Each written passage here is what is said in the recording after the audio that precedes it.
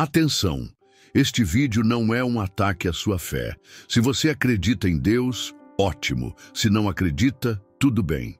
Aqui vamos falar sobre filosofia, sobre como Nietzsche enxergava Deus e o impacto dessa visão no mundo moderno. Se você está disposto a pensar fora da caixa, fique até o final. Mas se você busca conforto em respostas prontas, talvez este não seja o vídeo para você.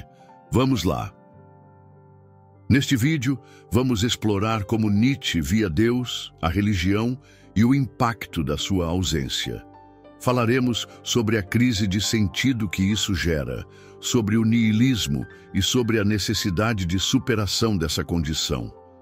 Nietzsche não foi apenas um crítico do cristianismo. Ele foi um pensador que buscava novas possibilidades para a humanidade. E talvez essa seja a grande questão. O que fazemos quando os antigos valores deixam de fazer sentido? A frase "Deus está morto" aparece em várias obras de Nietzsche, mas uma das mais marcantes está em A Gaia Ciência. Nela, o filósofo descreve a cena de um homem louco que corre pelas ruas segurando uma lanterna em pleno dia, gritando: "Procuro Deus!"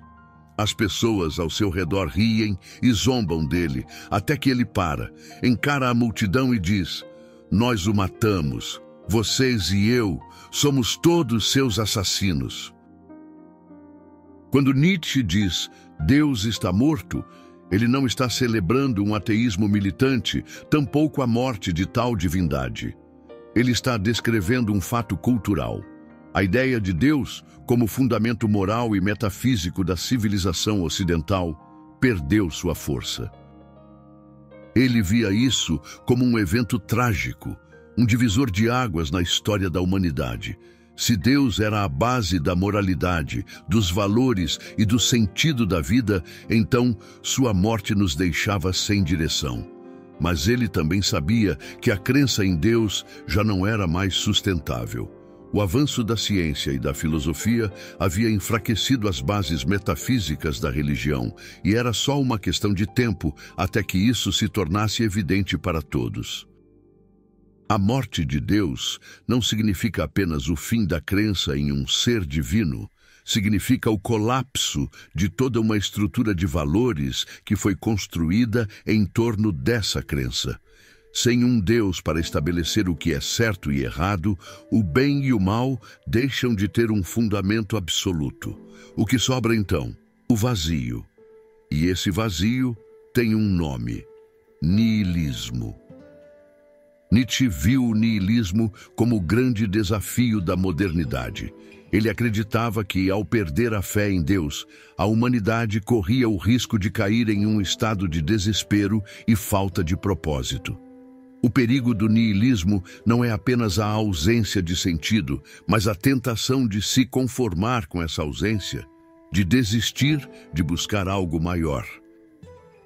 Mas Nietzsche não era um niilista passivo.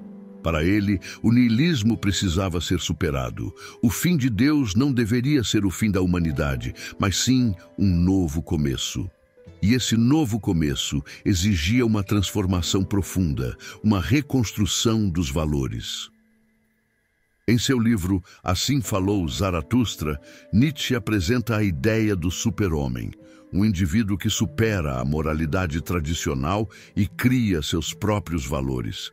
Ele não se submete a dogmas, não busca sentido em uma realidade metafísica e não precisa de um Deus para justificar sua existência. O super-homem é aquele que diz sim à vida, que aceita a existência em toda a sua complexidade, sem ilusões ou falsas promessas de um mundo melhor além da morte. O problema é que a maioria das pessoas não está preparada para isso. Nietzsche fala do último homem, um ser conformado, que prefere uma vida confortável e previsível a encarar o desafio da liberdade total. O último homem rejeita o sofrimento, evita o risco e busca apenas o prazer imediato. Para Nietzsche, essa era a verdadeira tragédia. Não a morte de Deus em si, mas a incapacidade da humanidade de lidar com essa nova realidade de maneira criativa e corajosa. Nietzsche não apenas declarou a morte de Deus, ele também criticou duramente a religião, especialmente o cristianismo. Para ele, o cristianismo era uma moralidade de escravos, que incentivava a submissão, a culpa e o ressentimento. Na obra O Anticristo, ele argumenta que a religião distorce a realidade ao valorizar o sofrimento e a renúncia da vida terrena em troca de uma promessa de recompensa no além. Porém, suas críticas não se limitavam ao cristianismo. Nietzsche via qualquer sistema de valores absolutos como uma forma de fraqueza. Para ele, tanto o socialismo quanto algumas formas de nacionalismo e até mesmo o culto à ciência poderiam se tornar novos deuses que limitam a liberdade do pensamento humano.